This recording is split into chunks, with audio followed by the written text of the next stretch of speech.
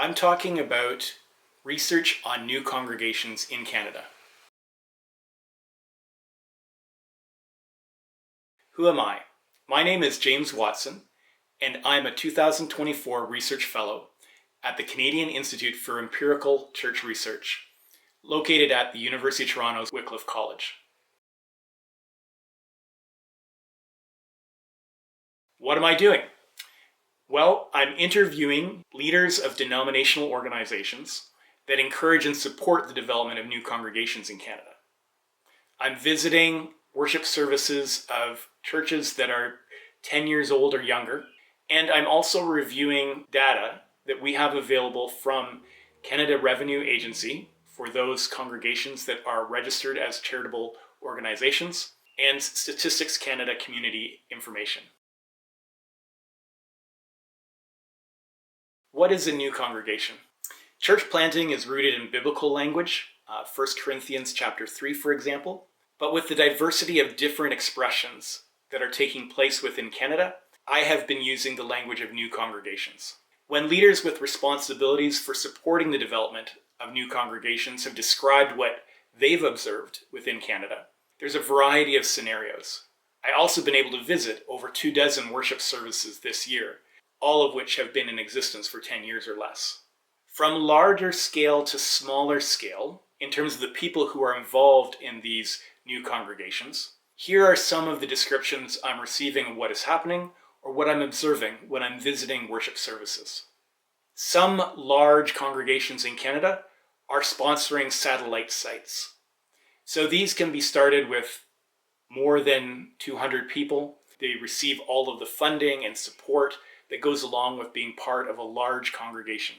Congregations starting within an existing church is another form of new start. So here there's a smaller group that's meeting either on site or within the same community, and often there's a specific focus to the new congregation. For example, they may be using a different language for worship. Smaller worship services, so church plants that are starting with less than 100 people in attendance. This seems to be the most frequent idea or concept of new congregation when I talk to people about church planting.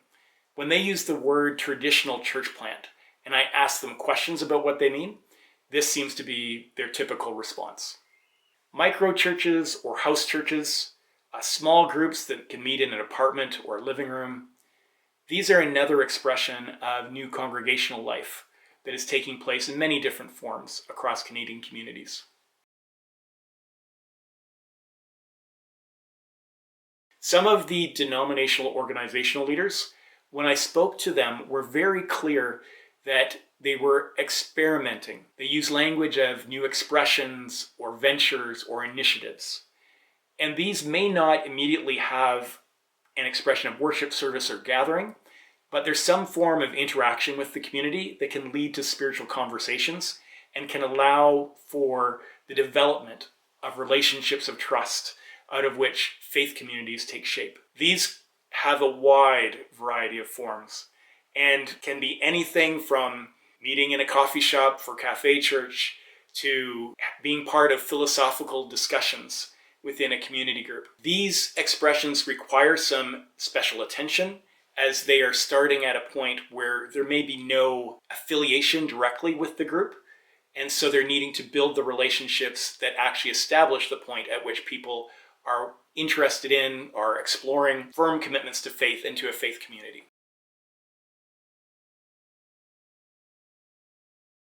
What am I learning? I'm amazed by the many ways God has been present and active in various communities across Canada. These expressions are just one part of the creativity we see in a loving God who cares deeply for communities across Canada. I'm visiting worship services of new churches. I've sort of set a limit around 10 years old or younger, and I'm constantly surprised by the diversity of expressions of worship that are taking place. Not only that, but in addition to the different expressions of worship, whether it's taking place within a hotel conference room or within a community center or within a forest for an eco-friendly expression of church. All of these have this intent of connecting with people who might not otherwise feel connected to a church community. One of the ways in which I've experienced in the Southern Ontario region, where I've been visiting new church worship services, is in new immigrants to Canada. These churches have opened their arms and welcomed people who have been uprooted in one way or another from their home communities, have left their country of origin, and are now in Canada, looking for relationships, and many of whom are looking for an opportunity to express Christian faith. I've been impressed by the care that people have been offering.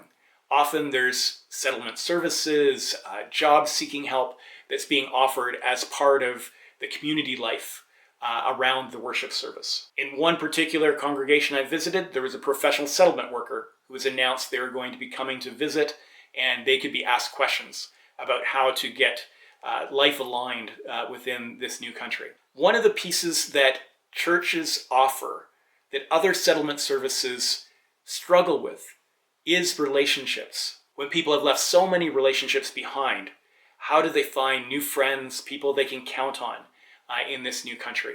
And that's something that I think we have undervalued, underappreciated, maybe not recognized as one of the values that some of these new congregations are offering to Canadian society. In general, the role of congregational life in offering spiritual care and social supports is something that we need to pay attention to and acknowledge as something that's actually a gift to many communities. Two of the worship services I attended were specifically focused on the needs of college students, some of whom are international students who don't have many supports here in Canada. While cultural familiarity may be a gift given by many congregations, opportunity to worship in a language that's familiar, to be in a cultural environment that's comfortable for people, many of the congregations I visited were very intentional about being multicultural. We're finding ways in which people of very different backgrounds could worship together and find a common expression of faith. While talking to leaders of denominational organizations who are supporting and encouraging new congregational development, I've heard them talk about the value of being able to experiment with different expressions of Christian faith within a community setting. There's ways in which these new congregations offer opportunities to learn, to explore what it means to connect with people who are outside of the regular boundaries of church. One of the ways in which leaders who had a lot of experience in relating to new congregations described this opportunity was in the younger generations of leaders having an opportunity to experiment on what it means for them to connect with their neighbors. I'm very thankful for all of the established congregations that offer encouragement and mentoring and leadership opportunities to younger leaders. But some of these new communities were offering very different expressions of leadership, offering opportunity to experiment in ways that might be challenging for some more established congregations to work out within a short time frame. One of the areas that was stressed by congregational leaders who support people who are pioneering new expressions of the church within their community was the need for relational support, for them to know that there was someone walking alongside them, to have a sense of family within their denominational tradition, to have friends and people that they could count on, to know that they are being prayed for as they're taking risks and seeking to express what the gospel might look like within a new community of faith. If you take one thing from this video, I would encourage you to be on the lookout for people that you can pray for. When you hear there's something new happening, ask them questions of curiosity and offer them encouragement. Just expressing thanks to them for their willingness to take a risk on behalf of Jesus, on behalf of what they feel Jesus has called them to do, can sometimes be a big boost of encouragement for the people who are out there and going through the ups and downs of what it takes to start a new congregation.